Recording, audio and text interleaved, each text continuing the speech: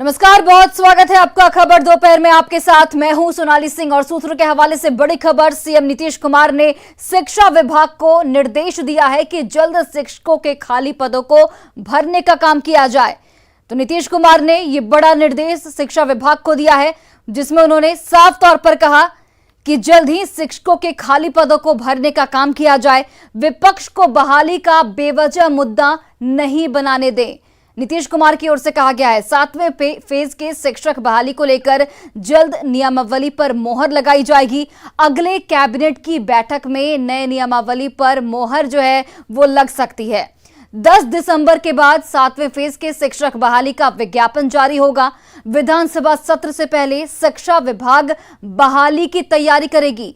पूर्व शिक्षा मंत्री और वर्तमान में वित्त मंत्री विजय चौधरी से भी इसकी राय ली गई है। तो एक बड़ी जानकारी आप तक पहुंचा रहे हैं सूत्रों के हवाले से ये बड़ी खबर, जहां पर सीएम नीतीश कुमार की ओर से आपात बैठक बुलाई गई और इस बैठक में नीतीश कुमार ने शिक्षा विभाग को निर्देशित किया है कि जल्द शिक्षकों के खाली पदों को भरने का काम किया जाए। शिक्षा मंत्री के आवास पर बैठक खत्म हो गई और इस वक्त देख सकते हैं तमाम जो अधिकारी हैं वो बाहर निकल रहे हैं और उसके साथ साथ जो शिक्षा विभाग के अपर मुख्य सचिव हैं, देखिए दीपक कुमार सिंह, उनको भी आवास के अंदर बुलाया गया था। यानी पूरा शिक्षा महकमा जो है उनको सीएम ने तलब किया था और शिक्षा मंत्री चंद्रशेखर अभी बाहर निकलने वाले हैं। इससे पहले अभी अपर मुख्य सचिव दीपक कुमार सिंह बाहर निकले हैं और यहां तक कि मुख्य सचिव आमिर सुबहानी भी अंदर थे और इसके साथ साथ वित्त मंत्री विजय कुमार चौधरी। तो देखिए इस वक्त लगातार जो गाड़ियों का काफिला है वो गुजरता हुआ आपको दिख रहा है और इस वक्त हम दिखा रहे हैं आपको, देखिए कि जो लगातार मंत्री हैं, अधिकारी हैं, वो बाहर निकल रहे हैं। हम कोशिश करते हैं कि हमारे साथ अभी मंत्री हैं, देखिए यहाँ पर खुद हम बात करने का प्रयास करते हैं। विजय कुमार चौधरी हैं, देखिए वित्त मंत्री विजय कुमार चौधरी भी अंदर से निकल गए। यानी उस वक्त ये शिक्षा मंत्री हुआ करते थे और विजय कुमार चौधरी जी हमारे साथ हैं, हम सीधे बातचीत करेंगे। सर, अभी महत्वपूर्ण बैठक बुलाई गई थी सीएम आवास में। नहीं, कोई बस महत्वपूर्ण बैठक नहीं थी, लेकिन वो तो ऐसा ही है ना, वो तो कुछ इशू आते ही रहते। कोई ऐसा संजय जायसवाल ने पीसी किया और कहा सदन नहीं चलने देंगे, 13 दिसंबर तक मोहलत दी है, शिक्षक बहाली नहीं होगी। अरे सदन, सवाल है कि अब वो सदन नहीं चलने देंगे। सदन नहीं चलने देना ये कोई अच्छी बात है जी? सदन नहीं चलने देंगे इसका मतलब है कि प्रजातंत्र में विश्वास नहीं है। और अगर सदन चलने देंगे और अपनी बात कहेंगे, इसका मैंने प्रजातंत्र में विश्वास है। कि उस वक्त आप शिक्षा मंत्री होते थे एनडीए सरकार में और चंद्रशेखर विधायक थे आरजेडी के, वही सवाल उठाए थे शिक्षक ठीक है, और वही बात है तो अभी है, वही बात है। उस बात से सरकार पीछे कहाँ हट रही है? कब तक बहाली हो रही, कुछ आइडिया? बहाली वो प्रक्रिया आप जानते हैं कि न्यायालय के हस्तक्षेप के कारण भी कुछ प्रक्रिया बाधित होती है जी। उम्मीद है पॉजिटिव होता है एकदम। चलिए, तो हमारे साथ वित्त मंत्री विजय कुमार चौधरी जो पहले शिक्षा मंत्री हुआ करते थे, एक तरह से सीएम ने इनको ही बुलाया था, इनसे ही मंत्रणा ली गई है और पूरा डेटा सीएम ने अभी मांगा है। लगातार जो अधिकारी हैं और मंत्री हैं बाहर निकलते हुए दिख रहे हैं, आप देखिए। और हम कोशिश करते हैं कि अगर शिक्षा मंत्री अभी बाहर नहीं निकले होंगे तो हम उनसे ही बातचीत करें। और देखिए हमारे साथ अब शिक्षा मंत्री भी होंगे चंद्रशेखर, जो अभी सीएम आवास में बैठक में थे। और देखिए शिक्षा मंत्री बाहर निकलते हुए, हम कोशिश करते हैं कि शिक्षा मंत्री से हम बातचीत करें। तो देखिए सीएम आवास में महत्वपूर्ण बैठक हुई है अभी और हम बातचीत करने का प्रयास करते हैं। सर, तो देखिए चंद्रशेखर जो शिक्षा मंत्री हैं वो अभी बाहर निकले हैं। सीएम तकरीबन 1 घंटे तक बैठक किए हैं। अभी वित्त मंत्री थे विजय कुमार चौधरी, शिक्षा मंत्री चंद्रशेखर, उसके साथ साथ बिहार के मुख्य सचिव आमिर सुबहानी, शिक्षा विभाग के अपर मुख्य सचिव दीपक कुमार सिंह। यानी संजय जायसवाल की पीसी के बाद ही एक तरह से सीएम ने इस मामले को संज्ञान लिया है और उसके बाद तलब किया गया है तमाम शिक्षा महकमा को और उसके बाद बैठक हुई है। हालांकि बैठक के बाद क्या रणनीति बनी है, क्योंकि जिस तरह से बीजेपी ने चेतावनी दी है कि 13 दिसंबर तक अगर मांगे पूरी नहीं होती है शिक्षक बहाली को लेकर तो हम सदन नहीं चलने देंगे। कैमरामैन सुबोध के साथ रजनीश कुमार, न्यूज 18 पटना। और चलिए इस खबर पर ज्यादा जानकारी के साथ हमारे सहयोगी रजनीश इस वक्त लाइव जुड़ गए हैं, सीधे उनसे बात करते हैं। रजनीश, बीजेपी के अल्टीमेटम के बाद अब सरकार जो है वह फुल एक्शन में नजर आ रही है और इसी को लेकर आपात बैठक बुलाई गई जिसमें तमाम जो शिक्षा विभाग के अधिकारी हैं वो मौजूद रहे। तो क्या अब ये माना जाए कि जल्द ही जो बहाली की प्रक्रिया है वो शुरू हो पाएगी?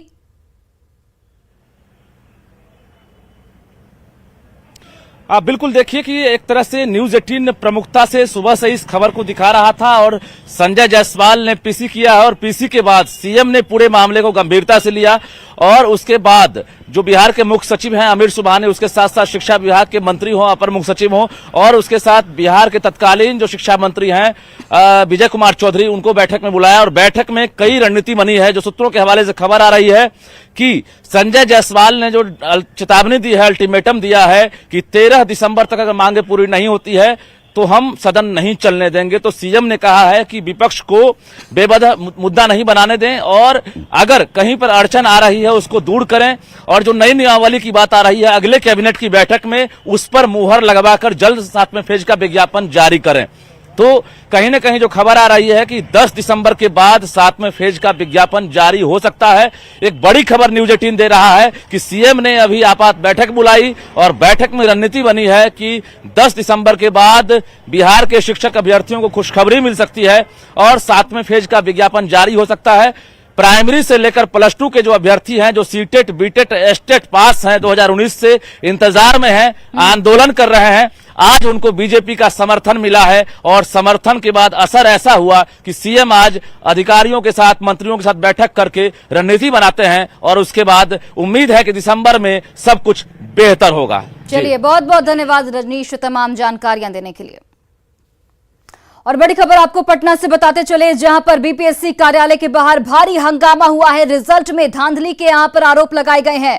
2014 में विज्ञापन जो है वो जारी हुआ था और अब बीपीएससी कार्यालय के बाहर ये हंगामा देखने को मिल रहा है। रिजल्ट में धांधली के आरोप लगाए जा रहे हैं। 2014 में विज्ञापन जारी हुआ था। तो पटना से ये बड़ी जानकारी, बड़ी खबर आप तक पहुंचा रहे हैं, जहां पर बीपीएससी कार्यालय के बाहर जोरदार हंगामा, जोरदार बवाल देखने को मिल रहा है। रिजल्ट में धांधली के आरोप लगाए गए हैं। नियुक्ति पत्र को लेकर डिप्टी सीएम तेजस्वी यादव के बयान पर नेता प्रतिपक्ष विजय सिन्हा ने पलटवार किया है। उन्होंने कहा कि डिप्टी सीएम हताश हैं और अनर्गल प्रलाप कर रहे हैं। हजार का जो नियुक्ति पत्र दिए थे उसका पोल खुल गया। लोगों ने देख लिया कि वो नियुक्ति नहीं प्रतिनियुक्ति है, तो ये लोग हतोत्साहित, डिमोरलाइज हैं। इन लोगों के पास कोई जवाब नहीं है, इसलिए इस तरह की बयानबाजी कर रहे हैं। और जल संसाधन विभाग को सीएम नीतीश का निर्देश, कोसी पुनर्वास परियोजना के तहत बचे हुए कार्य को तेजी से पूरा किया जाए, संसाधन की कमी नहीं होने दी जाएगी। ये कोसी पुनर्वास परियोजना से बचे काम को पूरा किया जाए, संसाधन की कमी होने नहीं दी जाएगी। कोसी त्रासदी में राहत के काफी काम कर लिए गए हैं। पूरे इलाके की योजना बनाकर उसे विकसित किया जा रहा है।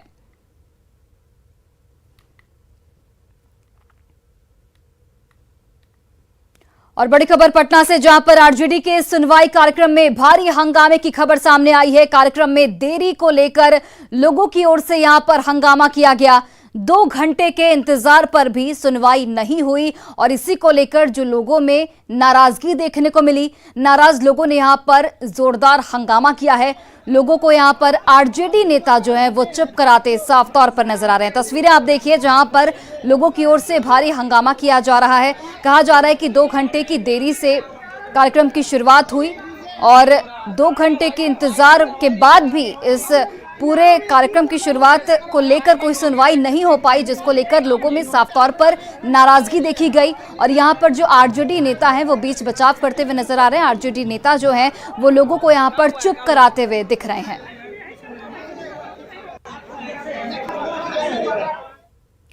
कामाख्या एक्सप्रेस में चोरी का मामला, रेल पुलिस की बड़ी कार्रवाई सामने आई है। मामले में कुल 10 लोग यहां पर गिरफ्तार किए गए हैं। 6 अपराधी और 4 कारोबारी की यहां पर गिरफ्तारी हो पाई है। भारी मात्रा में सोना, रुपयों से भरा बैग बरामद किया गया है।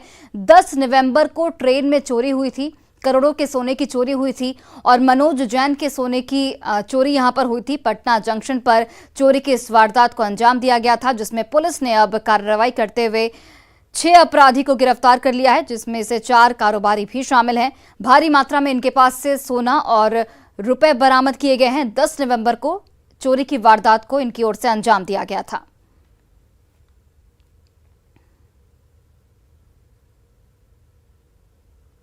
और बगहा में गंडक नदी के जलस्तर में लगातार हो रही गिरावट के बाद शहर के शास्त्री नगर में कटाव तेज हो गया है। बस स्टैंड के लिए चयनित 40 एकड़ जमीन तेजी से गंडक नदी में विलीन हो रहा है। कटाव की गति इतनी तेज है कि अब एनएच और रिहायशी इलाके से नदी की दूरी 50 मीटर तक आकर सिमट गई है। कटाव से प्रभावित परिवार इस वक्त संकट में है। अब तक कटाव निरोधी कार्य हालांकि शुरू नहीं हुआ है और इसकी वजह से लोगों की परेशानी जो है वो और बढ़ गई है।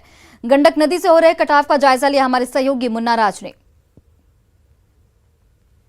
गंडक नदी के जलस्तर में कमी के बाद बगहा के शास्त्री नगर में कटाव का संकट बढ़ गया है। हम बगहा के शास्त्री नगर की तस्वीर आपको दिखा रहे हैं, जहां गंडक नदी लगातार कटाव कर रही है और लगातार यहां पे मांग भी हो रही है कटाव निरोधी कार्य के लिए, लेकिन अभी तक जल संसाधन विभाग की तरफ से कोई सुधि लेने नहीं आया है। और लगातार जो शास्त्री नगर का इलाका है, धीरे धीरे नदी और रिहायशी इलाके का जो फासला है घटकर करीब 50 मीटर तक महज बच गया है। तो लगातार यह इलाका पिछले कई सालों से कटाव का दंश झेलते रहा है, लेकिन उसके बाद भी यहाँ के लोगों की शिकायतें अभी तक अधिकारियों तक नहीं पहुंची है और लगातार गंडक नदी आगे बढ़ रही है। तो कटाव की जो आप क्या हालात हैं आप देख सकते हैं कि किस तरह से दर्दनाक स्थिति बनी हुई है और लगातार गंडक नदी धीरे धीरे करके आगे बढ़ रही है। तो तमाम लोगों की मांग है और लगातार लोग अब आंदोलन पर उतरने के लिए मजबूर हो गए हैं।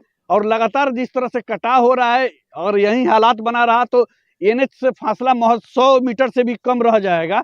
इसके बाद भी जल संसाधन विभाग की तरफ से कहीं कोई कार्रवाई नहीं की जा रही है। तो क्या शिकायत बरोबर नहीं की? बहुत शिकायत बटे, हम लोग के कुछ नहीं खेती होखत, ना नदी बनाता, ना ठोकर बनाता, ना पुल बनता है। नदी एकदम आ गई, एकदम पिछुआरे घर के पीछे आ गई नदी। सरकार के कोनो ध्यान नहीं है, हमने के सुनवाई नहीं के। हमने के गरीब आदमी में पैसा नहीं के, कहाँ से जमीन घर कहाँ से बना जाए हमने के। तो सरकार कम से कम ध्यान दी जाए कि हमने के कोनो उपाय के करी जाए मान के। कटाव हुआ यहाँ तो यहाँ से उजाड़ कर सरकार ने आधा गांव को ले जाकर नीतीश नगर बताया।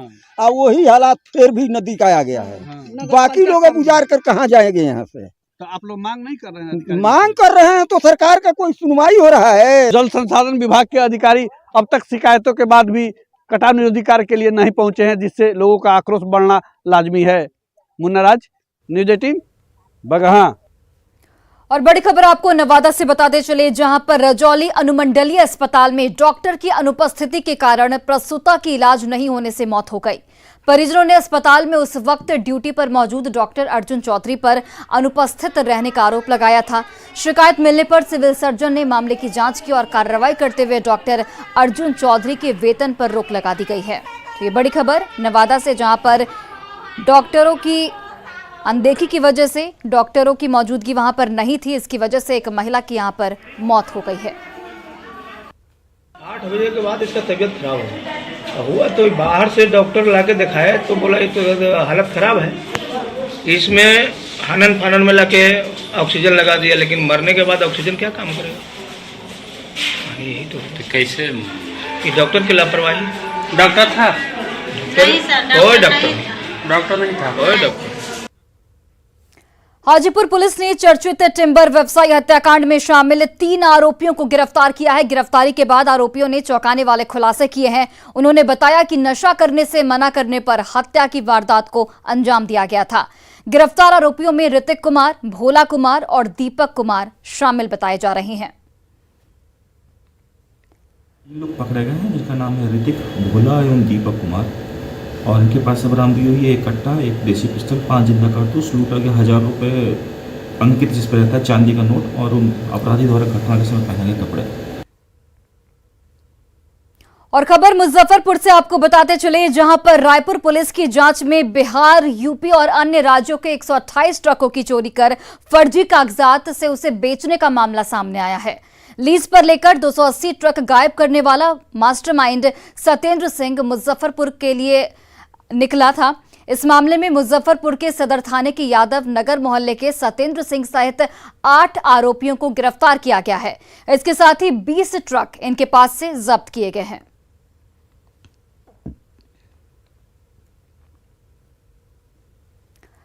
और बल्कि समरिया महादलित टोले में दबंगों की करतूत से लोग इस वक्त परेशान हैं। दरअसल गांव के लोगों ने चंदा इकट्ठा कर हैंडपंप लगवाया था, जिसे दबंगों ने न केवल उखाड़ा बल्कि लोगों के साथ गाली गलौज भी यहां पर की गई। इस घटना के बाद से लोगों में आक्रोश देखने को मिल रहा है। घटना की जानकारी कलेर थाने की पुलिस को दी गई, जिसके बाद मौके पर पहुंची पुलिस इस पूरे मामले की छानबीन में जुट गई है। गड़ा हुआ था, पंकज राय आए और बहुत गाली दिए कि रजवार भूइयाँ अलगे अपन सोझे गाड़ो, जमीन हमारा ही सोझे है। और मैंने बहुत गाली दिया, जैसे मैंने हम लोग सह के मैंने रह गए और कुछ नहीं कहे। थाना पर गए, केस किए तो थाना बड़ा बाबू आए, चेक करके गए हैं। उसके बाद में फिर कुछ नहीं हुआ है सर। कि यहाँ सार्वजनिक जगह है, यहाँ हम लोग चंदा इकट्ठा करके, छोटा बच्चा नन्हा मुन्ना लोग इकट्ठा करके इस चापाकल को हम लोग लगा रहे थे कि हम लोग को आराम होगा नित्य क्रिया शौच करने के लिए, क्योंकि सुबह सुबह कहीं दूसरे जगह अगर कल को छू दिया जाता है तो नीच भावना से देखा जाता है। गोपालगंज में जिला प्रशासन की ओर से नियोजन मेले का आयोजन किया गया। मिंज स्टेडियम में आयोजित रोजगार मेले में बिहार समेत देश भर से 19 कंपनियां बेरोजगार युवाओं को नौकरी देने के लिए पहुंची हैं। इसके पूर्व नियोजन मेले का उद्घाटन सदर एसडीएम डॉक्टर प्रदीप कुमार ने दीप प्रज्वलित कर किया। नियोजन मेले में काफी संख्या में बेरोजगार लड़के और लड़कियां पहुंची हैं। नियोजन मेले का जायजा लिया हमारे सहयोगी गोविंद कुमार ने। गोपालगंज में आज रोजगार मेले का आयोजन किया गया है और ये मिंज स्टेडियम है जहां पर रोजगार मेले का जो है कैंप लगा हुआ है। और यहाँ पर एक दो नहीं बल्कि कई ऐसी कंपनियां हैं जिनके स्टॉल लगाए गए हैं और यहाँ पर काफ़ी संख्या में जो बेरोजगार युवा हैं वो यहाँ पहुँच रहे हैं और इन युवाओं के साथ जो महिलाएं हैं वो भी रोजगार के लिए पहुँच रही हैं। और यहाँ पर देखिए सीधे तौर पर जो फॉर्म भरा जा रहा है, हम इनसे भी बात करते हैं। आप फॉर्म डाल रही हैं, किस चीज़ में डाल रही हैं? LIC में सर। LIC में भी ज़्यादातर LIC आप लोग महिलाओं के लिए पसंद है? जी सर। क्या नाम है आपका? गायत्री आनंद। महिला है और जो LIC अभिकर्ता के रूप में फॉर्म डाल रही है। और यहाँ पर एक हरिओम फीड्स का ये जो काउंटर है, यहाँ भी काफ़ी संख्या में जो युवा हैं वो पहुँचे हुए हैं। यहाँ के जो रिप्रेजेंटेटिव हैं, अब तक कितने आवेदन आ चुके हैं यहाँ पर, कितने आपके पास? ये हरिओम फीड्स प्राइवेट लिमिटेड का काउंटर है जो बेसिकली पोल्ट्री इंडस्ट्री से रिलेटेड है। और हमारे पास अब तक लगभग 50+ जो है एप्लीकेशन आ चुके हैं। ठीक है, हमारे यहाँ लगभग 22 रिक्तियाँ हैं। ठीक है, जिसमें branch manager, assistant accountant, sales executive, वेटमेंट सुपरवाइजर, लाइन सुपरवाइजर और सिक्योरिटी गार्ड। युवा रुचि ले रहे हैं? जी हाँ, बिल्कुल युवा रुचि ले रहे हैं। कंपनी के रिप्रेजेंटेटिव है, यहाँ पर युवा काफ़ी संख्या में रुचि ले रहे हैं। और इधर कई ऐसे काउंटर हैं, आपको हम तस्वीरों में दिखा रहे हैं, जहाँ पर लोगों की जो भीड़ है, जो युवा है, बेरोजगार है, वो रोजगार के लिए यहाँ पहुँचे हैं। लड़कियाँ भी यहाँ पर हैं जो रोजगार के लिए पहुँचे, इनसे भी बात करते हैं। किस चीज़ का फॉर्म डाल रही है? अभी हम लिए हैं अपने भाई के लिए लिया, अभी हमको नहीं करने देंगे मेरा हस्बैंड। भाई के लिए रोजगार करना है। क्या नाम आपका? मेरा नाम। जो लड़कियां हैं वो परिवार के अन्य सदस्यों के लिए भी पहुंची हैं और उनके लिए यहाँ LIC का जो काउंटर है, देखिए यहाँ पर भी काफ़ी संख्या में जो लोग हैं वो पहुंचे हुए हैं अभिकर्ता बनने के लिए। और जो रिप्रेजेंटेटिव है इनसे भी बात करते हैं। कितने आपके पास सीटें हैं और अब तक कितने आवेदन आ चुके हैं? सर 100 सर हम लोग का भी मिनिमम रिक्वायरमेंट है सर, नवंबर मंथ का सर, क्योंकि हम लोग का हर मंथ का कुछ टारगेट होता है सर। तो सर अभी तक सर हम लोग के पास 55 आ चुका है सर, 55। उसमें सर हम लोग सेलेक्ट करके ही ले रहे हैं जो इच्छुक हैं और जो वास्तव में हमको पूरा अपना जॉब प्रोफाइल के बारे में समझा दे रहे हैं। तब महिलाएं भी रुचि ले रही हैं? हाँ सर, महिलाओं का भी आया हुआ है, महिलाओं का बहुत सारा। क्या नाम है आपका? सर मेरा नाम दिवाकर तिवारी हुआ सर, मैं विकास अधिकारी हूँ सर। तो यहाँ पर काफ़ी संख्या में युवा हैं, भर दिए फॉर्म आप? जी भर दिए। क्या चीज़ में भरे हैं? LIC वाला में। LIC में, एक्सिस बैंक में। क्या नाम है आपका? सुधीर कुमार शर्मा। ये युवा है काफ़ी संख्या में जो रोजगार के लिए पहुंचे हैं। और कई तरह के यहाँ बैंक है, प्राइवेट और सरकारी कंपनियां हैं जो रोजगार मेले में युवाओं को रोजगार के लिए आमंत्रित की है। युवा साथी यहाँ पहुंचकर फॉर्म भी भर रहे हैं और रोजगार भी ले रहे हैं। उम्मीद है इन युवाओं को कि इन्हें अच्छी नौकरी मिलेगी। गोविंद कुमार, न्यूज़ 18 गोपालगंज। और फिलहाल इस बुलेटिन में बस इतना ही। आप देखते रहिए न्यूज़ 18 बिहार झारखंड।